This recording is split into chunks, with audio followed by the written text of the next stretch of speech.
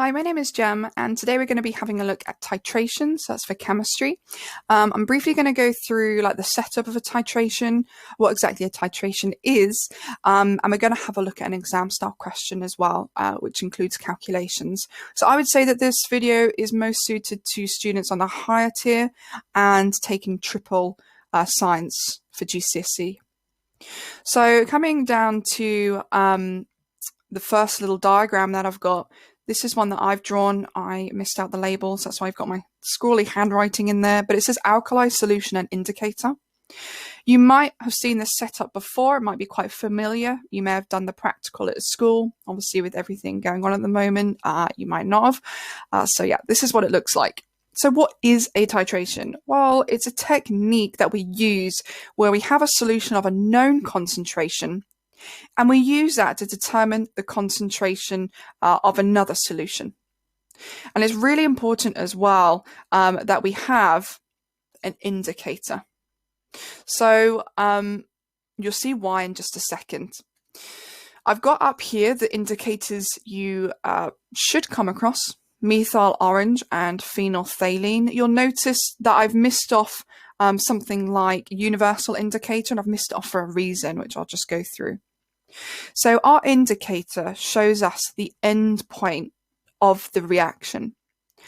So in this instance, we've got acid in our burette, and we've got alkali solution in our conical flask.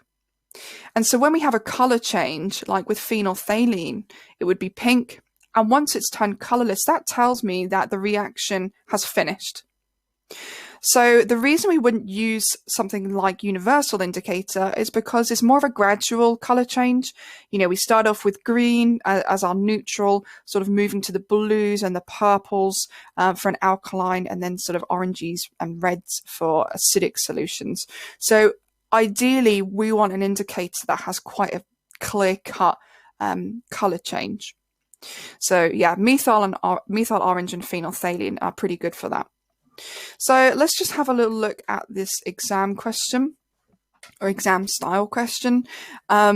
We've got sulfuric acid. It's set up in exactly the same way that mine was over here, sulfuric acid, and that's the unknown concentration.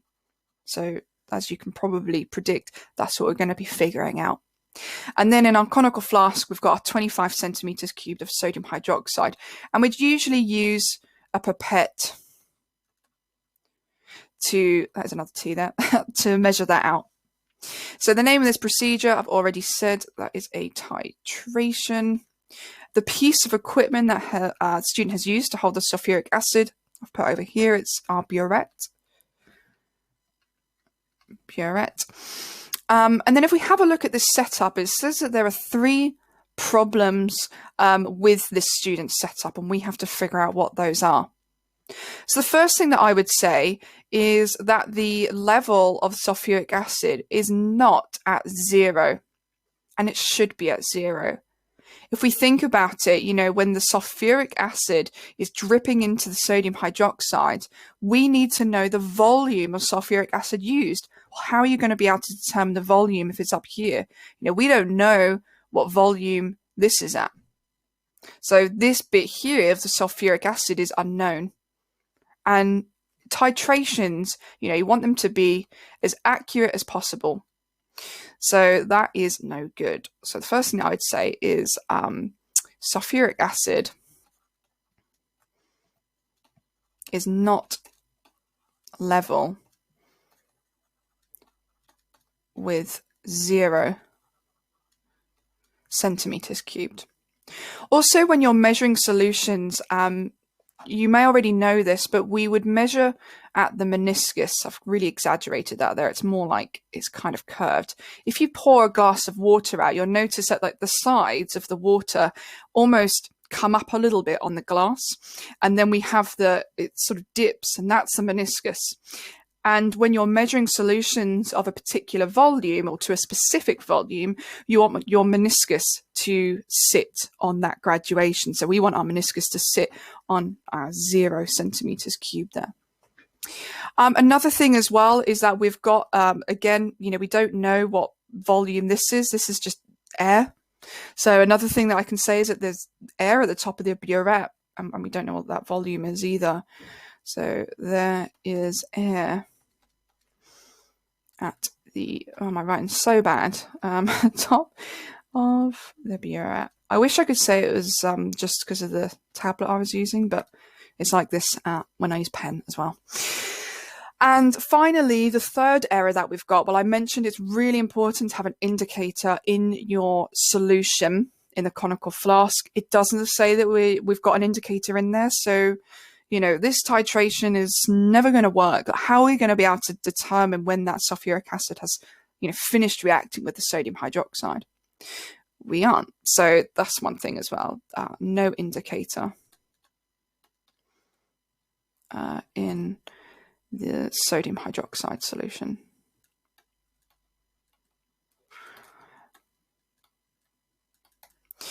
Okay, so the next one, it says complete the symbol equation for this particular reaction. We've got sodium hydroxide plus our sulfuric acid, while if you remember, a base plus an acid will give you a salt plus water. So first of all, I can put in my H2O. There's no state symbols here, so we need to put them in. So liquid, this is also going to be aqueous here and aqueous here. So when we're figuring out what is the salt, well, you take your metal ion from your base and you take the negative ion from your acid. So SO4, that is your sulfate ion, SO4, and it has a charge of -2. Oh, doesn't even allow 2. -2. And that is our sulfate ion. Our sodium has a +1 charge. And you can use a periodic table, you know, if you're unsure of metals or even non-metals, you can use a periodic table to help you. So we know, for instance, that sodium is in group 1. It's got 1 electron in its outer shell. It donates that electron and it becomes a positive ion. The periodic table, though, won't really help you for when we're talking about, you know, these negative groups here. So sulfate, you know, you won't be able to use the periodic table to help you with that at GCSE. You just kind of need to know it's a -2 charge. The other ones are nitrate and carbonate as well to watch out for. So our salt is going to be our sodium sulfate. But because this is only +1 and this is -2, we need 2 sodiums because overall that charge needs to be 0. So it'd be Na2SO4, sodium sulfate. But I'll notice, or you might have noticed that it's not balanced at the moment. So we can see from this, we've got 1, 2, 3, 4 hydrogens, but only 2 over here. And we've got 1, 2, 3, 4, 5, 6 oxygens, and only 5 over here. So it's quite a nice, easy fix, to be honest. If we put a 2 in front of there, then we've got 1, 2, 3, 4 hydrogens. 1, 2, 3, 4 hydrogens, oxygens all check out, my sodiums all check out, and the sulfate group's not changed. So that all checks out. Okay, so the next one, these kind of questions usually throw people with the calculations. It says the student corrects the errors in the setup of the experiment. Wonderful. And it takes 18.2 centimeters cubed of dilute sulfuric acid to neutralize the 25 centimeters cubed of sodium hydroxide. And it's got a concentration of 0.05 moles per decimeter cubed. So picking out, and you'll see that I'm very highlighter happy. I really encourage it actually because it helps you pick out the relevant information. So we've got our volume. Let's take another color. We've got our volume of sulfuric acid. Oh, I thought I changed it. There we go. So our volume of H2SO4 is 18.20 centimeters cubed. Now, you want that in decimeters cubed. Why? Well, your concentration is given in moles per decimeter cubed, and centimeters cubed isn't decimeters cubed. So how do we convert that? Well, I'll put it down here. If we're going from centimeters cubed to decimeters cubed. So if we're going this way, we divide by 1,000. Oh, and if we're going this way, we times by 1,000. So we need to divide that by 1,000 to get it into our decimeters cubed.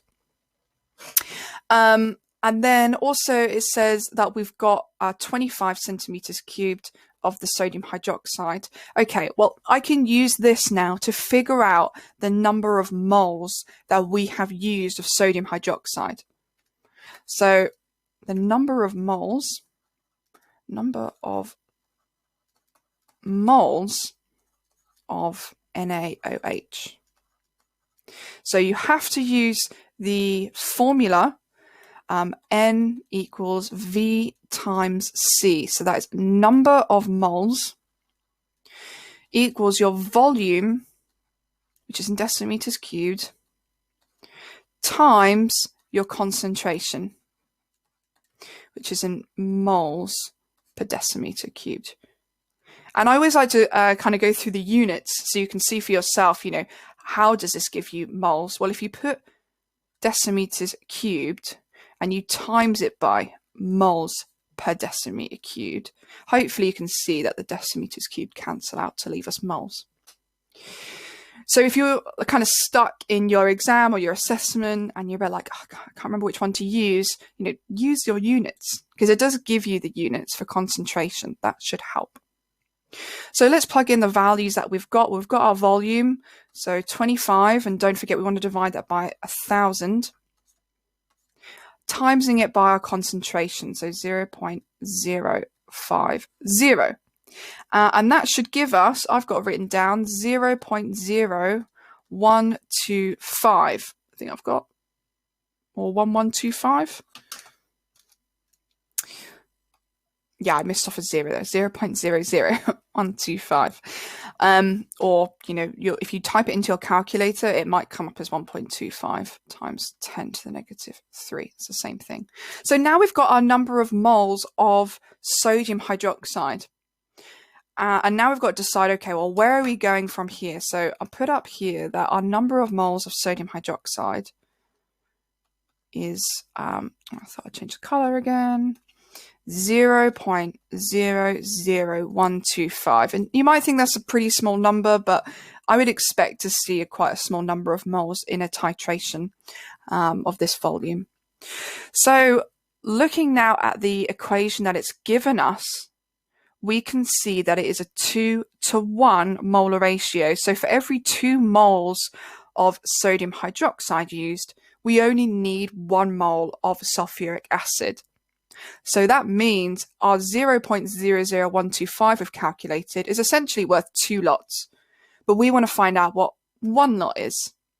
So our number of moles, I'll write it down here, our number of moles of sulfuric acid, H2SO4, is going to be 0.00125 divided by 2. So 0.00625. Oh. So now we've got our number of moles of sulfuric acid. We've also got our number, or our volume, sorry, which is 18.2 centimeters cubed. So now we just need to rearrange our equation, because we know that N equals V times C. We're trying to find out what the concentration is. So we want to isolate, or, you know, make C the subject. So we need to get rid of our volume. Don't forget, this is like maths. You should do this in GCSE maths transposing formula.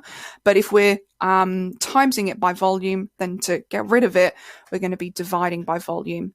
So that will cancel it out there. And we have to do the same to the other side.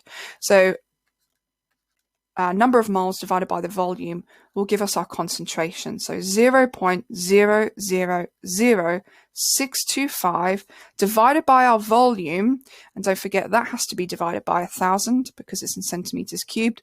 So 18.2 by 1,000, and we should get quite a small number of 0.034. I think that's what I've got 0.034, and that is moles per decimeters cubed. So it's quite a lot to work through. You know, I always say to my students, like, start with what you've got the most information about. You can see that it's a 4-mark question, so you're not just going to be able to jump straight to calculating the concentration of sulfuric acid. But if you've got enough information to figure out the moles of one of the other reactants, you know, you start with that first. It's like a bit of a jigsaw puzzle. Your equations that we've got for a reaction are invaluable in titration questions, and most of the time you will have to use them. You need to pay attention to the molar ratios. So yeah, you know, they've put this in here for a reason. Okay, so the next question we've got is to calculate the mass of sodium hydroxide. That would be required to make up 250 centimeters cubed of a solution with a concentration of 0.05 moles per decimeter cubed. And you'll see that you've been given the relative atomic masses here of hydrogen, oxygen, and sodium. Remember that you can also find these on your periodic table. They are the bigger number out of the two, because it's your number of protons and your number of neutrons, whereas your atomic number is just your number of protons. The exception to that rule is hydrogen. There's always one, and that's because hydrogen is just one proton and one electron. It doesn't have any neutrons.